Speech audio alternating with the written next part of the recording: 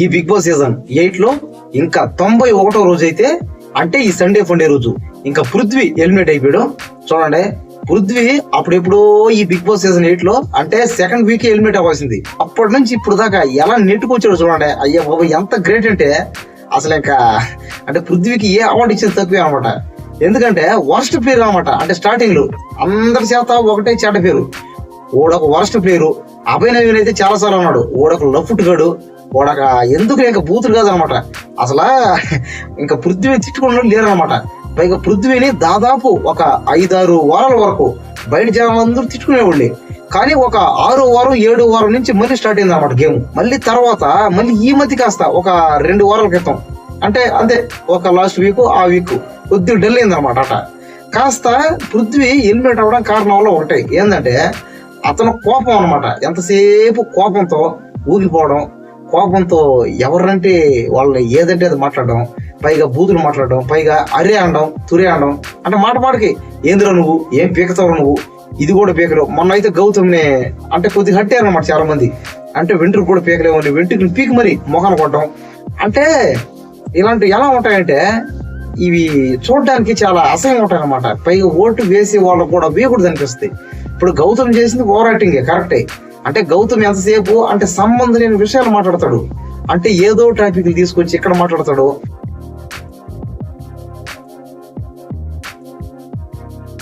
అంటే సీజన్ 1 లో జరిగిన టాపిక్ అంటే ఫస్ట్ వీక్ లో జరిగిన టాపిక్ ని ఈ 14 వీక్ లో, ఈ 13 వీక్ లో మాట్లాడతాడు. అప్పుడు చూసేవాళ్ళు చాలా చిరాకేస్తుంది. అంటే చూసేవాళ్ళకి కడదు, అక్కడ లోపల ఆడేవాళ్ళు కూడా అనవసరం అనిపిస్తుంది. అంటే అనవసరం టాపిక్లు ఏదంటే అది మాట్లాడడం, వాగడం, పైగా ఇవన్నీ చేయడం. అంటే గౌతమ్ మీద అందరు కోపం ఉంది, కానీ గౌతమ్ మీద పృథ్వీ చేసింది కాస్త బాగాలేదనమాట. అంటే వెంట్రుకలు కూడా పీకలను అనడం, కానీ ఆ వెంట్రుకలు తీసి మొహాన్ని కొట్టడం, పైగా బూతులు అరే అనడం, ఏం పీకతావరా, ఏం చేసుకోమరా, అసలు ఏం బూచు కూడా పీకలే అనడం, ఇవన్నీ చాలా బాధ వేస్తాయి. సరే ఇంకా అవన్నీ తీసి పక్కన పెట్టేద్దాం. అవన్నీ ఎట్ట కోపం సరే కాము.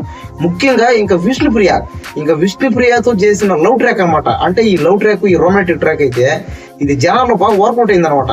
పైగా విష్ణుప్రియకి బాగా ఫ్యాన్స్ ఉన్నారు బయట. అంటే కాస్త లవ్ ఫ్యాన్స్ అనుకోండి. అంటే పైగా విష్ణుప్రియకి ఫ్యాన్స్ ఉండడం అంటే ఇది బాగా విచిత్రం ఇది. ఎందుకంటే ఆయన బయట పబ్లిసిటీ ఎక్కువ.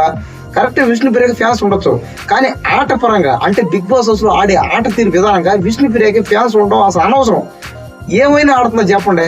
పైగా పృథ్వీతో రొమాన్స్ లవ్ ట్రాక్ తప్ప ఏమైనా ఉంది అక్కడ చెప్పండి.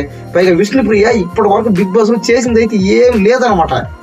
ఎంతసేపు పృథ్వీ కోసం చేసేస్తానేది. కానీ ఈ రోజు చూడండి చేసిన మాట. ఎందుకంటే పృథ్వీ బయటకు వస్తున్నాడుగా, పైగా అడగచ్చుగా. ఇప్పుడు నాగార్జునతో అడగచ్చు కదా, సార్ పృథ్వీ ప్లేస్ లో నేను ఎలిమినేట్ అవుతాను అడగచ్చుగా.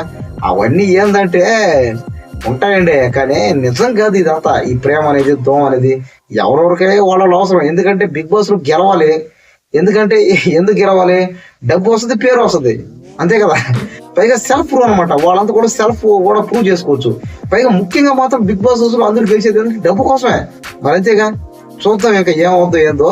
ఇంకా నిఖిల్ అయితే ఇంకా టాప్ లో ఉన్నాడు.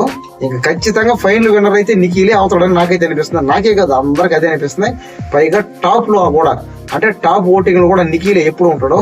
చూద్దాం ఇంకేమవుద్దు. ఇంకా రేపు అయితే నామినేషన్లు అయితే స్టార్ట్ అవుతాయి. ఆ నామినేషన్ లో ఎవరి మీద ఇంకా ఆఖరి నామినేషన్ అన్నమాట రేపు. అంటే రేపు నామినేషన్ వేసుకోవాలంటే ఇంకా డైరెక్ట్ గా బిగ్ బాస్ బయటకి అన్నమాట వాళ్ళు. చూద్దాం ఏమవుద్దో. ఒక 5 మంది అయితే టాప్ 5 లో పోతారు. మిగతా వాళ్ళందరూ ఇంకా బయటకు వస్తారన్నమాట బిగ్ బాస్ హౌస్ నుంచి. చూద్దాం, ఒకవేళ మిడ్ నైట్ ఎలిమినేషన్ కూడా అయ్యే ఛాన్సులు ఉన్నాయి. ఎందుకంటే ఇంకా లాస్ట్ వీక్ కదా. చూద్దాం, ఇంకా రేపటి నుంచి ఇంకా ఫుల్ కాక మీద ఉంటది బిగ్ బాస్. ఈ వారం అంతా ఫుల్ కాకే. ఇంకా మామూలుగా ఉండదు. కాస్త ఫిజికల్ గా, మైండ్ పరంగా ఎక్కువే ఉంటది. పైగా చెప్పలేము వాళ్ళు ఏమేమి మాట్లాడుకుంటారు. ఎందుకంటే బిగ్ బాస్ కఠినంగా పెడతారు అనమాట రేపు లాస్ట్ వీక్. కాబట్టి ఇంకా కఠినంగా ఉంటాయి ఇంకా ఆటలు మొత్తం. ఇంకా చూద్దాం ఎవరెవరు ఏమవుద్దో. ఇంకా టాప్ లో ఎవరు ఉంటారో, విన్నర్ ఎవరో, రన్నర్ ఎవరో అది కూడా తేలిపోద్ది. ఇంకా అంటే ఈజీగా ఈ వారం చూసి చెప్పచ్చు అనమాట విన్నర్ ఎవరు, రన్నర్ ఎవరు అనేది. ఎందుకంటే ఈ వీక్ మొత్తం చూస్తే ఈజీగా అర్థమైపోద్ది. అది చూసిన వాళ్ళకి అర్థం అవుతుంది అనమాట.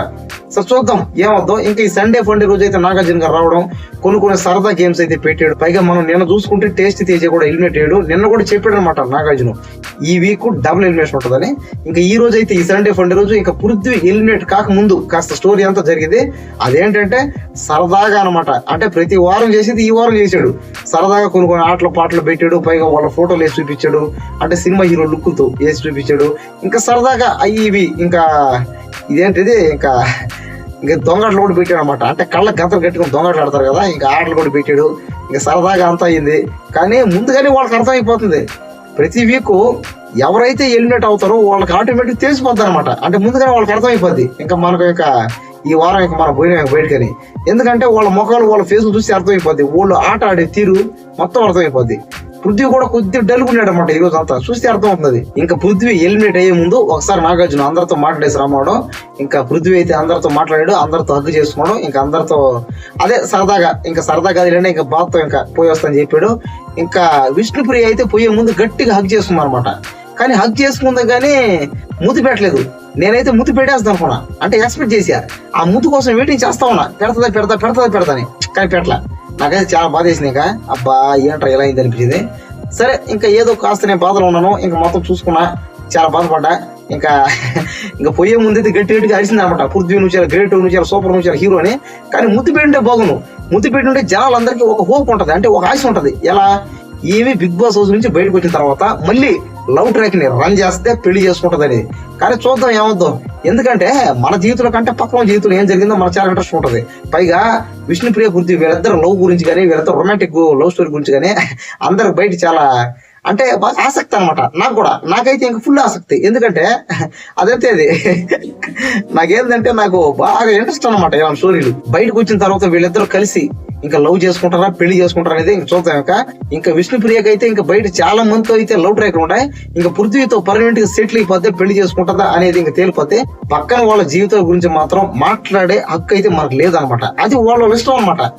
అంటే అది వాళ్ళ ఇష్టం, ఏమైనా చేసుకోవచ్చు. అంతేగాని దాన్ని మనం చూసుకొని ఇంకా ఏదంటే అది మాట్లాడడం కరెక్ట్ అయితే కాదు.